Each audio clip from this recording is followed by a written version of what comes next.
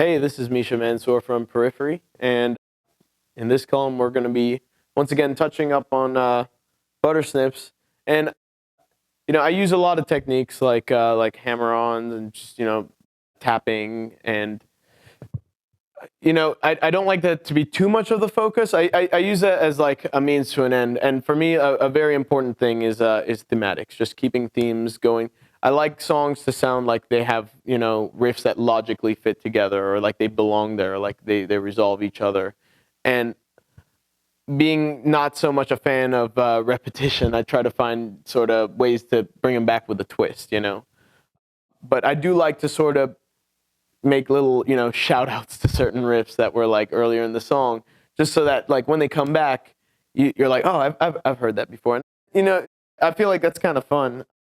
And it's a way to not have to write so many riffs, But what I wanted to touch on with this one riff, apart from bringing a theme from earlier on, is just kind of a cool little technique. Since I like tapping a lot, like I've found ways to sort of integrate it into like other techniques. And one of these ones would be sort of tapping over a chord.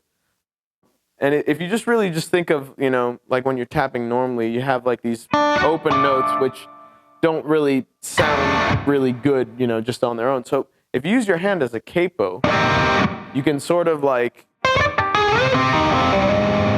have like, open notes all of a sudden that sound like really pleasant, and you can build around them. So for the chorus of Buttersnips, that's exactly what I'm doing. This section of the song actually has more of like a six feel, 1, 2, 3, 1, 2, 3. So 1, 2, 3, 1, 2, 3.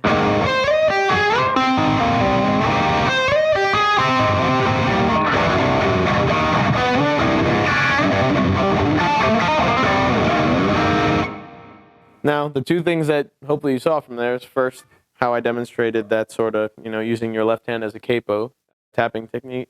But the other thing is that I brought back that riff from earlier on that you saw in the other column, but now it's got that six feel over it, which definitely changes the context. And that's just, one of the many ways that you can sort of bring riffs back without having them sort of go stale if you don't like repeating stuff too much.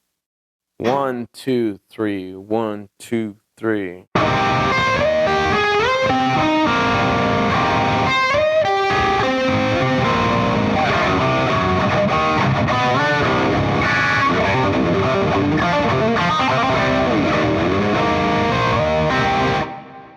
So this chord is kind of one of my signature chords, which is a real pain at first, even for me. But with practice, you'll get it, just like anything else.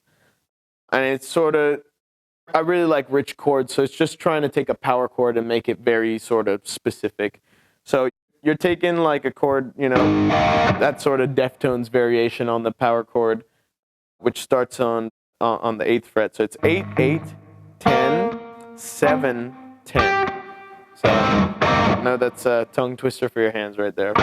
Once you get that down, then you tap on the 15th here, and what you're doing is you're tapping and sliding. So this riff obviously breaks that rule of one finger on the fretboard here. You can have as many as you want, and you sort of lift up after you slid, and because of your left hand, it creates a pleasant note instead of, which is not very good. And you're just sort of doing that same technique down the strings. So, and then you're catching it here while this is still ringing out.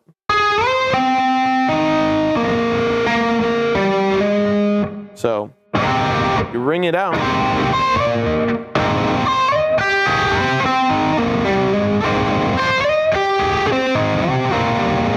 And you're sliding from 15 to 18, 15 to 19.